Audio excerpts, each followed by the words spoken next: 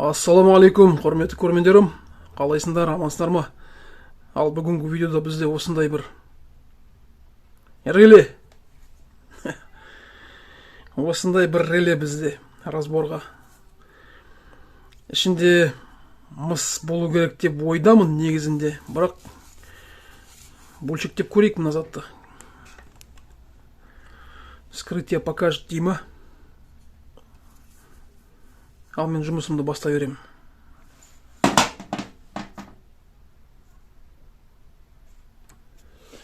Оған бізге мынандай қысқаш керек болып қалады. Бисмиллах деп бастайық. Бірінші рет бұзайын деп жатырмын осындай затты. Не зат екен, қандай машинадан реле. Бір мынау машинаның реле деп ойлаймын. Какой-то бір катушкаға похож. Көрейік енді. Корпус алюминий болу керек. Ішінде андай темір көрініп қалдым. Так, темір ол, е? Темір болу керек. Міне. А мынау алюминий. Мынау темір. Опа. Шықты. Енді мына пластмасс алса керек, сонда таза алюминий болып шығады бізде бұйырса. Алюминчики.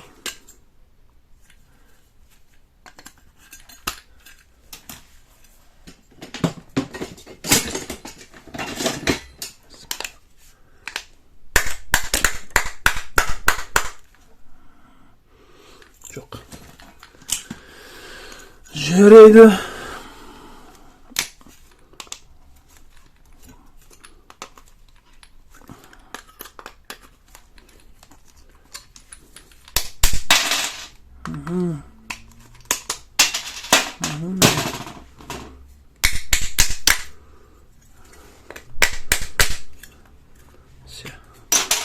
Міне, мынау бізде алюминий корпус болып шықты, тап-таза.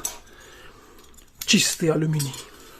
Целых 20 грамм, думаю, будет. 20 граммдай шығатын шығар. Ал мұнан ішінде мінекей мыс, мынау реле болу керек. Реле ма или катушка, моторчик па.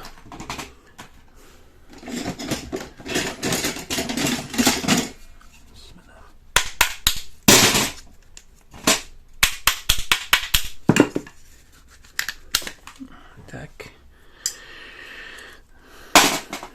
Мен енді қазір адептегідей камераны сөндіре салайым. Мына мыстар жақсы екен. Спокойно алынады бұйырса. Камерамды сөндіріп, мына мыстарды алып көрейім, я? Мыстарымды алып көрейім. Сосын камераны қайтып қосып. Уже мінеке кетті. Тамаша. Керемет. Сосын бұйырса камераны қосып, уже мына нәтижелерін бәрін өлшейміз ғой. Неше грамм темір, мыс және алюминий. Адептегідей.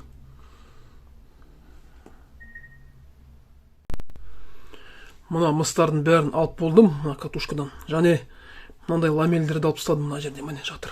Қазір бәрін өлшейміз. Просто мына соңғысын көрсетейін деп едім ғой.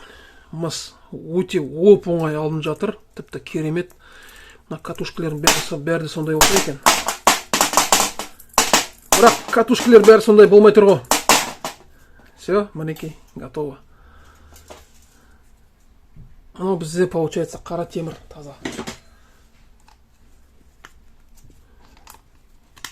Да?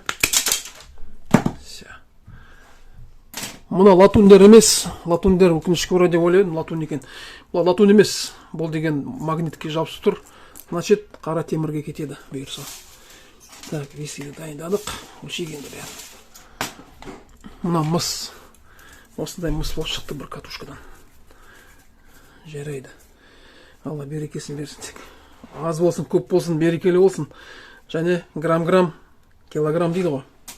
Килограмм, центнер. Өлшегел. Так, мұна бізде қара темір. Азғантай болса да 137 грамм, 137 грамм железа черного. Все идет у нас в железную копилку. Это не латунь, к сожалению, это, к сожалению, железо оказалось. Лепится она на магнит. Так. Алюминді көрейік енді. 17 грамм алюмин. Мынаны ашып отқан кезде айтып едім, 20 граммдай от жүр деп. 20 грамм емес, 17 грамм шықты алюмин. Так, енді мыстарды өлшейік. Мына пушистый мыс бізде 15 грамм.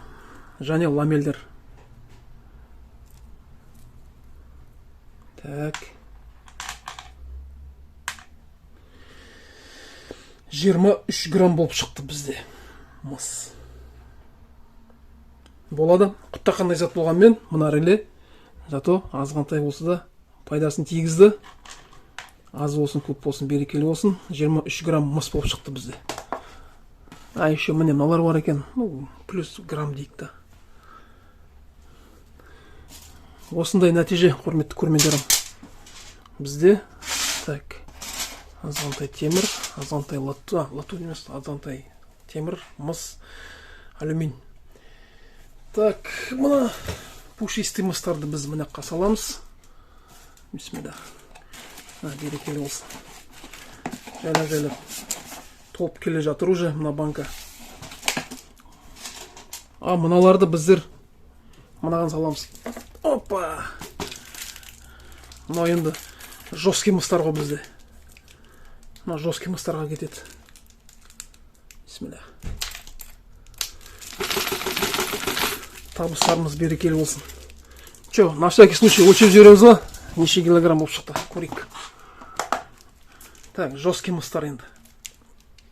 Жесткий мыс бізде 3 кило 800 грамм шықты. 60 грамм банкының салмағы бар.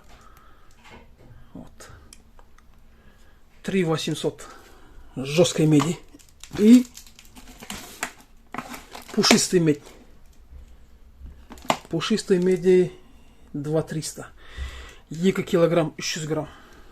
2 килограмм 200 грамм дейік та. Осындай мыс. Жайлап жиналып жатыр. Аллаға шүкір. Так, ладно. Ұстай берейік. В общем, мінекей. Осындай нәтиже. Құттақандай реле. Бірақ өзінің пайдасына келді. Грамм, килограмм десек. Дәл болады ғой. Граммнан 100 килограмм жиналады килограммдар. Жарайды, құрметті көрермендер, аман болыңыздар. Ауырмаңыздар. Еліміз аман, жұртымыз тыныш болсын. Құрметті көрермендер, назарларыңызға рахмет!